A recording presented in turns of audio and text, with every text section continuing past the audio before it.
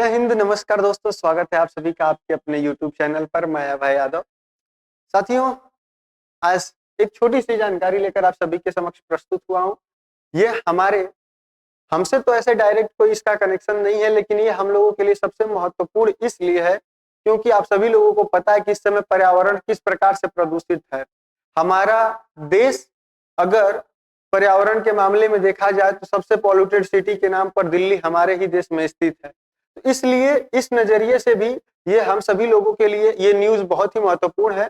उम्मीद करता हूँ ये सारी चीजें आप लोग को समझ में आएंगी और पसंद आएंगी। अगर आपको पसंद आएंगी तो आप हमें अपना प्यार दे सकते हैं लाइक और सब्सक्राइब करके, और अगर आपकी इच्छा हो तो आप इसे और भी लोगों के साथ शेयर कर सकते हैं और हमारी एक छोटी सी मदद कर सकते हैं, हमारा उत्साह वर्धन कर सकते हैं। साथियों, चलिए स्टार्ट करते हैं वीडियो को और समझते हैं कि क्या है आज की ये छोटी सी न्यूज। साथियों, क्रीमिया ने आपातकाल घोषित किया है क्योंकि काला सागर में तेल रिसाव से गंभीर पर्यावरण क्षति की चेतावनी जो है कि मिली है। आखिर ये काला सागर कहाँ है और क्या न्यूज है, इसके बारे में अब हम आपको अच्छे से चर्चा करके बताते हैं। तो साथियों, रूस ने शनिवार 28 दिसंबर 2024 को काला सागर में एक विशाल तेल रिसाव से गंभीर पर्यावरणीय क्षति की चेतावनी दी, जब क्रीमिया के पास एक तूफान में दो टैंकर टकरा गए जिनसे आपातकाल की स्थिति घोषित कर दी। एक टैंकर डूब गया और दूसरा जो टैंकर था वो 15 दिसंबर को रूस के एनेक्सियन क्रीमिया प्रायद्वीप के बीच कर्च स्ट्रेट में घिर गया है। ये सारी चीजें हम मैप पर भी आपको दिखाएंगे और विजुअल्स भी आपको दिखाने का प्रयास करेंगे जिससे चीजें आपको अच्छे से समझ में आए और इससे नुकसान क्या है ये सभी चीज हम आपको अच्छे से बताने का प्रयास करेंगे। और सफाई कार्यों के लिए हजारों स्वयंसेवकों को लगा दिया गया है, यानी कि अब इसके जो रिसाव हुआ है वहां पर साफ सफाई का और उसको क्लीन करने का काम स्टार्ट कर दिया गया है।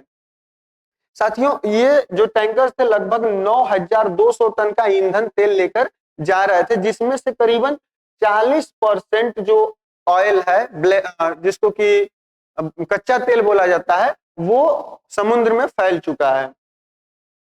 साथियों, ये यूक्रेन है, इधर आप रशिया देख रहे हैं, और जो हुआ है टैंकर्स का आपस में टकराना वो यहाँ पर इस क्षेत्र में हुआ है। ये कर्च है, आप लोग यहाँ पर इसको देख सकते हैं, ये क्रीमिया है और ये कर्च है। इस जगह पे एक टैंकर डूब गया है पूरी तरीके से और एक यहाँ पर गिरा हुआ है। साथियों, कुछ इस प्रकार के ये टैंकर्स थे जिनमें जो डूब टकराने के बाद कुछ इस प्रकार का विस्फोट हुआ और जिसके बाद ये एक टैंकर इस तरीके से पूरा ये तेल का रिसाव हो चुका है पूरी तरीके से, और पूरा ये तेल का रिसाव हो चुका है। एक टैंकर जो था वो इस तरीके से कुछ डूबता हुआ हम लोगों को दिखाई दिया है। वहीं अब जो यहाँ पर कच्चा तेल गिर चुका है उसकी वजह से ये आप देख सकते हैं कोई मछली है जो उस कच्चे तेल में फंस चुकी है, जिसकी वजह से वो अपने जान को खो दी है, यानी कि वो अब जिंदा नहीं है, उसकी डेथ हो चुकी है। इस तरीके से ये जो क्रूड ऑयल होता है या फिर जिसको कच्चा तेल बोला जाता है ये पूरे समुद्र में फैल चुका है, जो कि वहां के जीवों के लिए बहुत ही हानिकारक है। साथियों, तेल रिसाव ये क्या है, एक पर्यावरणीय संकट और इसका समाधान क्या हो सकता है, तो आइए इस पर एक छोटी सी चर्चा करते हैं। तो तेल रिसाव से तात्पर्य कच्चे तेल, गैसोलीन या अन्य पेट्रोलियम पादपों के अनियंत्रित और अनपेक्षित रिसाव है। यह भूमि, वायु और जल संसाधनों को प्रदूषित कर गंभीर पर्यावरणीय और आर्थिक क्षति पहुंचाता है। विशेष रूप से समुद्री क्षेत्रों में तेल रिसाव की घटनाएं प्रमुख समस्याएं हैं, क्योंकि अगर ऐसे कहीं पे होता है, अभी आपने देखा था कुछ दिन पहले राजस्थान में एक घटना हुआ था गैस के कारण, तो ये सब दिक्कत है। सचिन देखिए, तेल रिसाव के प्रमुख जो कारण है उनमें है तेल परिवहन और भंडारण, यानी कि जब तेल को लेके आया जाता है या फिर उसको जहां स्टोर किया जाता है वहां पे ये समस्याएं उत्पन्न होती है। तो इसको लेके आने के लिए बड़े जहाजों में तेल का परिवहन और पाइपलाइनों के टूटने से, यानी कि जब बड़े जहाजों में लेके आया जाता है तो इस तरीके की घटनाएं हो सकती हैं, या फिर अगर लाइनों की मदद से लेके आया जाता है तो फिर क्या कहते हैं कि पाइपलाइनें कहीं से ब्रेक हो गई तो ये समस्या हो सकती है। रिफाइनरी और भंडारण में टैंकों की खराबी, यानी कि जहां इसको रिफाइन किया जाता है, कच्चा तेल होता है, इससे सारी चीजें पेट्रोलियम, डीजल, गैस आदि चीजें निकाली जाती हैं। तो जितने प्रकार के गैस नहीं, जितने भी प्रकार के पेट्रोलियम चीजें निकाली जाती हैं उनको जहां रखा जाता है वहां पर कोई लीकेज हो गया तो उसकी वजह से समस्या होती है। ड्रिलिंग और उत्पादन, यानी कि महाद्वीपों में चट्टानों की गहन पेट्रोलियम अन्वेषण, यानी कि सिंपल भाषा में कहें तो इसका जो ड्रिल होता है जहां से इसको निकाला जाता है, हो सकता है वहां अनियंत्रित हो जाए या फिर वहां से कोई लीकेज हो जाए, या प्राकृतिक आपदाएं हैं जैसे कि भूकंप आ गया, सुनामी आ गई, तूफान आ गया, जिसकी वजह से पाइपलाइंस ब्रेक हो गई, या फिर अभी जो फिलहाल में घटना हुआ है ये घटना भी तूफान की ही वजह से हुआ है, जिसकी वजह से दोनों टैंकर्स आपस में टकरा गए हैं ऐसा माना जा रहा है। बाकी इसमें एक फैक्टर ये भी निकल के आ रहा है कि रसिया ने शायद इस पर जानबूझकर या फिर अनजाने में ही इस पर फायरिंग या फिर इस पर हमला कर दिया था, कुछ ऐसे फैक्टर्स भी आ रहे हैं, लेकिन इसकी पुख्ता जानकारी कोई नहीं दे रहा है। साथियों, मानवीय गतिविधियां जैसे कि नौकायान युद्ध जैसी, यानी कि युद्ध वगैरह करने की वजह से कोई बम गोला गिरा दिया और वहीं पे जाके गिर गया, तो उसकी वजह से ये तेल रिसाव का दिक्कत हो सकता है। साथियों, इसका पर्यावरण पर प्रभाव क्या पड़ता है, तो समुद्री जीवों पर सबसे अधिक इसका प्रभाव पड़ता है। तो साथियों, तेल समुद्र की सतह पर फैलकर सूर्य के प्रकाश और ऑक्सीजन को पानी में प्रवेश से रोक देता है, क्योंकि ये पानी से ये हल्का होता है, यानी ऊपर आकर तैरने लगता है, जिसकी वजह से ये एक परत बना लेता है, और जो सूर्य का प्रकाश और ऑक्सीजन होता है वो पानी के अंदर जाना बंद हो जाता है, जिसकी वजह से समुद्री पक्षियों और स्तनधारियों के पंखों व फरों की इंसुलेटिंग क्षमता खत्म हो जाती है, जिससे अति ताप या फिर हाइपरथर्मिया के कारण उनकी मृत्यु हो सकती है। साथियों, पारिस्थितिकी तंत्र का पर प्रभाव पड़ता है, यानी कि मैंग्रोव और खोर पानी के दलदल क्षतिग्रस्त हो जाते हैं।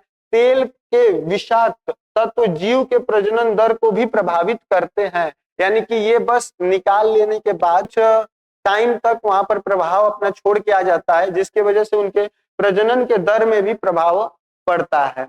साथियों, मानव स्वास्थ्य और आजीविका को भी इससे नुकसान होता है, क्योंकि समुद्री जीवों पर भी मानव भी, अब हमारे यहाँ तो कुछ ठीक है, लेकिन जो और विदेशी देश हैं जैसे चाइना वगैरह हो गया और सारी कंट्रीज हो गई जहां पर विदेशी लोग जो समुद्री जीव खाते हैं उनको ये चीज मिलना मुश्किल हो जाती है।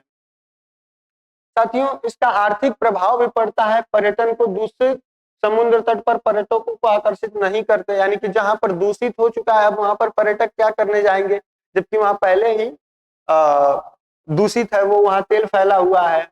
ऊर्जा संयंत्र, तेल प्रदूषण से समुद्री जल आधारित बिजली संयंत्रों की दक्षता में गिरावट होती है। वहीं मछली पकड़ना, जो कि मछलियों और अन्य समुद्री जीवों की मृत्यु व निवास स्थान की हानि के वाणिज्यिक मछली पालन को भी प्रभावित करती है। ये तो हम लोग समझ लिए कि इससे दिक्कत क्या है, समस्या क्या उत्पन्न होती है और सारी चीजें।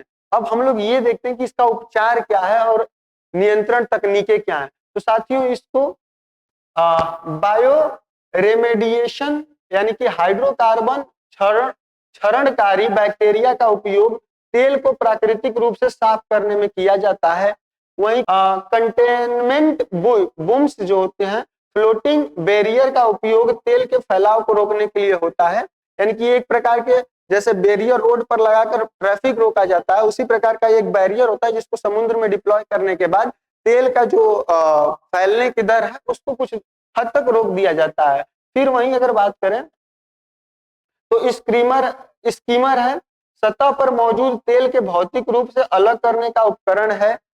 उसके बाद सोरबेंट्स है, तेल को अवशोषित करने के लिए पदार्थ जैसे पुआल, ज्वालामुखी राख और प्लास्टर, व्युत्पन्न प्लास्टिक, इन सारी चीजों का उपयोग करके उसको फिर से क्लीन करने का प्रयास किया जाता है। अब ये सारी चीजें की जा रही हैं। अब साथियों, अब बात करते हैं कि भारत में इसके लिए क्या किया गया है। भारत में ऐसा कोई कानून है इसको साफ करने के लिए या फिर नहीं है? तो साथियों, भारत में कानून और योजनाओं की बात करें तो राष्ट्रीय तेल रिसाव आपदा आकस्मिक योजना NOSDCP के नाम से एक कानून या फिर कहा जाए तो एक योजना बनाई गई है।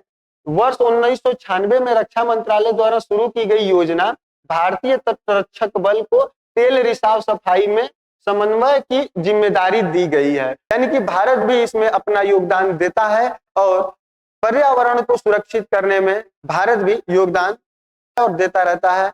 इसलिए ये भी इस पर काम करता है और इस पर ये भी एक योजना बनाए हुए है। साथियों, उम्मीद करता हूं कि आप सभी को ये वीडियो पसंद आई होगी और अगर वीडियो अच्छी लगी होगी, थोड़ी सी इंफॉर्मेशन मिली होगी तो वीडियो को लाइक करिएगा, दोस्तों के साथ शेयर करिएगा और हमारे इस परिवार को बड़ा करने में अपना एक छोटा सा सहयोग जरूर दीजिएगा। चैनल को सब्सक्राइब करके, जिसमें मात्र छोटा सा समय लगता है। मिलते हैं किसी अन्य वीडियो में किसी अन्य टॉपिक के साथ, तब तक के लिए जय हिंद जय भारत।